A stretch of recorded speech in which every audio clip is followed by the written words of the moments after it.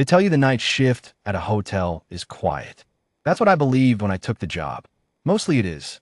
But quiet isn't the same as safe. And after 11 years in federal financial crimes investigation, I'd learned to read the difference between a lobby at rest and a lobby holding its breath. The Harwell Grand is a glass and steel tower in downtown Knoxville. Thick carpets, amber light at midnight. The kind of place that makes everything look calmer than it is. I'd been on the night porter's desk for 14 months by then. My name was Walt Decker.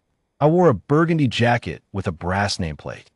I carried luggage, called cabs, and knew which guests needed a quiet word and which ones needed to be left alone. That Thursday in November, I was rolling a luggage cart back from the East Elevator Bank when I saw them. Or rather, I saw him first. Gray overcoat, dark scarf, mid-50s. He was standing near the potted fern beside the magazine stand, and he was not reading. He was not waiting for anyone. He was watching the woman who had just come through the revolving door. Tall, charcoal suit, rolling bag. The kind of woman who moves through a hotel lobby like she already owns the building and is deciding whether to sell it. I later learned her name was Renata Voss. She ran a mid-sized infrastructure development firm out of Nashville. She was in Knoxville to close a land rights negotiation first thing Friday morning.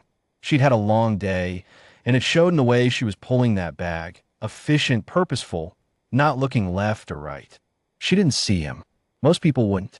But I watched the man in the gray coat reset his angle as she moved toward the front desk, adjusting his position by 3 steps without appearing to move much at all.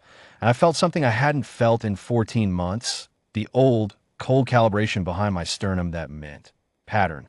I left the cart and walked at a bellman's pace toward the desk. Unhurried. Professional. Invisible. I got there just as she was being handed her key card. I said, quietly, "Ms. Voss, I apologize. There's a small issue with the elevator to your floor. If you'll allow me, I'll take you up the service route. It's actually faster." She looked at me the way busy people look at hotel staff when they want to be done with the conversation before it starts. Then something in my face, or maybe in my stillness, made her pause. She said, "All right." She handed me the roller bag. I walked her past the check-in counter, through the staff-only door, and into the East Service corridor. The man in the gray coat tried to follow. He lost us in the 10 seconds it took him to navigate around the desk. I heard the corridor door close behind us, and I kept moving. The East Service stairwell is not the Harwell Grand's finest feature. Cinder block painted beige, fluorescent tubes, the smell of floor cleaner, a fire hose in a glass cabinet on every landing. I walked her up 2 flights before I spoke. There was a man near the magazine stand. I said, "Gray overcoat." He adjusted his position twice when you moved. He was tracking you from the entrance, and he was going to follow you to your floor. I kept my voice level the way I'd been trained. Information, not alarm. I don't know who he is, but I know what that pattern of movement means, and I wasn't going to let him note your room number.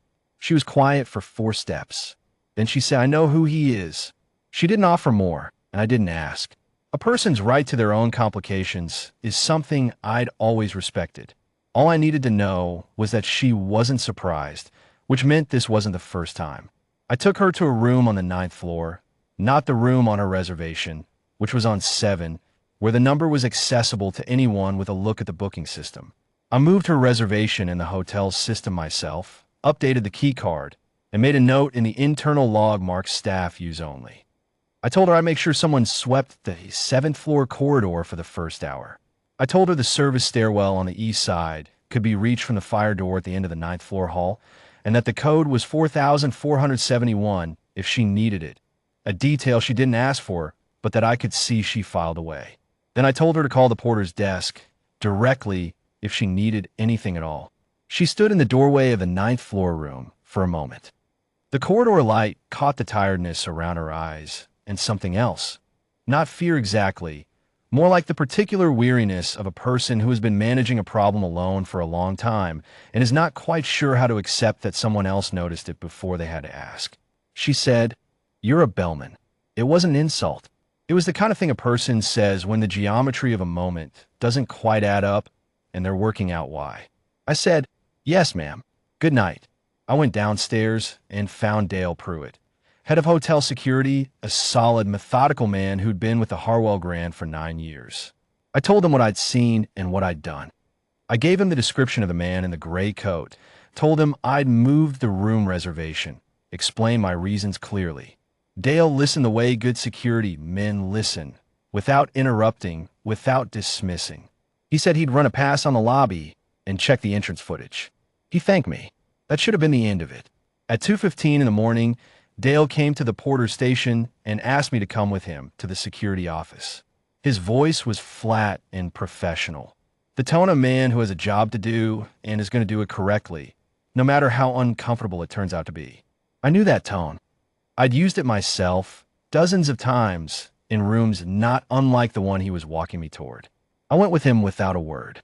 The ground floor East Corridor camera, the one that covers the staff-only door, had captured 7 seconds of footage just after 11 o'clock. From that angle, at that moment, with the door half open and Ms. Voss's back to the lens and my arm extended to hold the door, it looked like a large man in a hotel uniform was directing a woman toward a restricted corridor against her will. The camera didn't catch my face clearly. It didn't show the luggage card I'd left by the elevator, which would have told a different story about the nature of the interaction.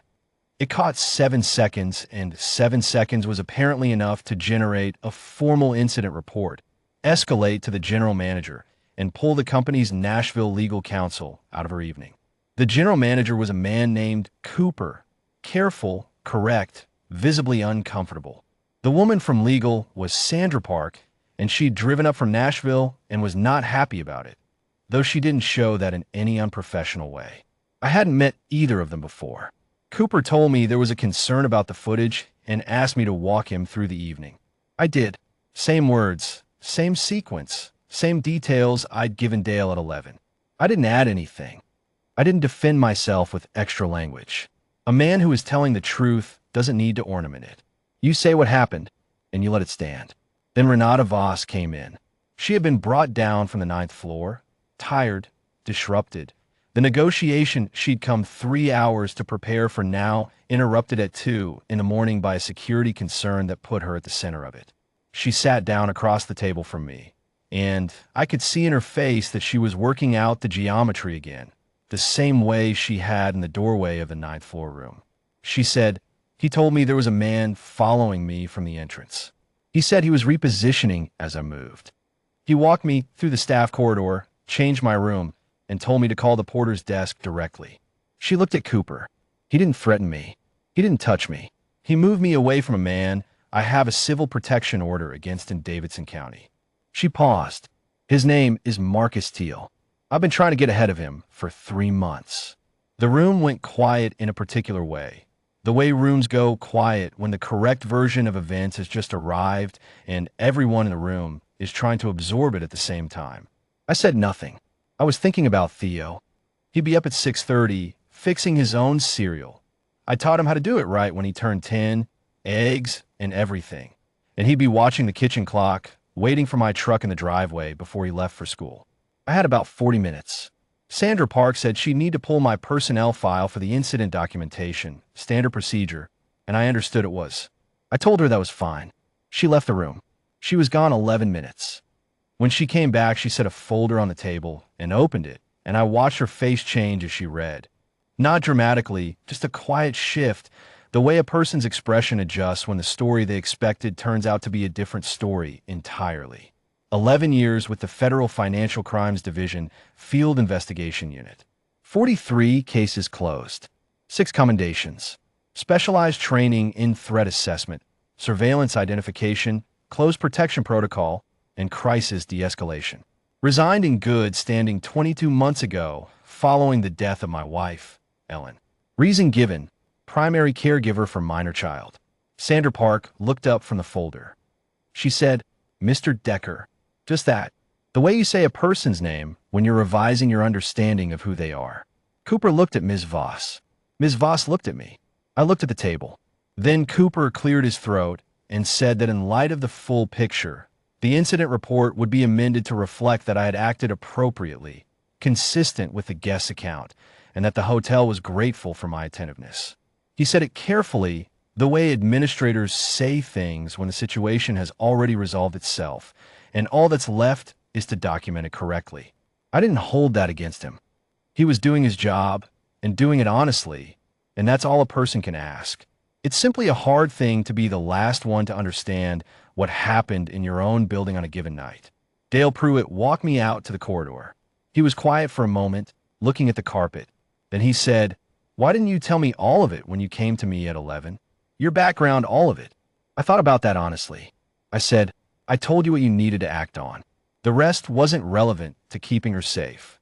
He looked at me. He nodded slowly. "I guess it wasn't," he said. He put out his hand. I shook it. He had a good handshake, Dale did. Straight and firm, no performance to it. I had 35 minutes. I went back to the Porter station, finished my log entry, and clocked out. The next morning I was back on shift at 8, covering for a colleague who was out. The Harwell Grand's breakfast corridor runs along the south side of the lobby. White tablecloths, good light, the smell of coffee, and something baking. Renata Voss came through at 20 past 9, roller bag behind her, jacket on, mind already on the 9:30 meeting. She stopped at the Porter station. She set down a cup of coffee from the breakfast bar. She said, "I wanted to say thank you." Properly. I said, "You're welcome, Ms. Voss." She said, "I don't usually need help." I said, "I know. You handled it well." She almost smiled at that. Marcus Teal is going to be reported this morning. My attorney is filing the supplemental documentation with the Davidson County Court. The hotel has agreed to provide the entrance footage. I said, "Good." She said, "Is there anything I can do for you?" "Anything at all." I thought for a moment. "One thing," I said. She waited. "Make sure that filing goes in before noon." The judge who handles the Davidson County supplementals goes to lunch at 12:30, and she is not quick about coming back. Renata Voss looked at me for a long moment. The light from the breakfast corridor caught the side of her face. She said, "I'll have it filed by 10. She picked up her bag and walked out through the glass doors into the November morning, and I went back to work. At 3:15 that afternoon, I pulled my truck up to Westview Middle School.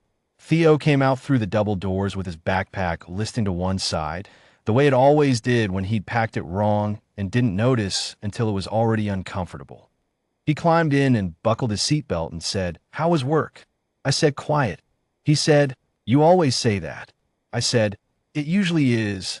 He looked out the window at the school parking lot, the other kids spreading out toward their rides, the ordinary business of a Thursday afternoon unwinding around us. After a minute, he said, "Dad, is quiet good or bad?" I pulled out on a Merchant's Drive and thought about a lobby at 11 at night, and a woman in a charcoal suit who didn't know she was being followed, and 7 seconds of hallway footage that told the wrong story right up until the right one came along. I thought about a folder opened on a table and a woman from legal reading it and saying my name like it was the first time she'd heard it. I thought about Dale Pruitt's handshake. "Quiet is what you make of it," I said. "If you're paying attention, it's enough." Theo thought about that. He shifted the backpack onto his lap and unzipped the front pocket looking for something, the way he always did when he was turning an idea over. The November light came through the windshield at a low angle and put a stripe of gold across the dashboard. After a while, he said, "Did something happen last night?" I glanced at him. He was 12 years old, and he had his mother's way of asking a question that was really two questions, the surface one and the one underneath it. I said, "A guest needed some help. I helped her." He nodded. "Did it work out?" I said, "It did." He seemed satisfied with that. He found what he was looking for in the front pocket, a folded piece of paper, homework, something with triangles on it, and smoothed it out on his knee. "Okay," he said. And we drove home through the November afternoon, the city going about its business around us the way cities do. Full of people moving through lobbies and corridors and stairwells, most of them never knowing who's watching or why, or what a man in a burgundy jacket with a brass nameplate might have quietly kept from going wrong while they slept.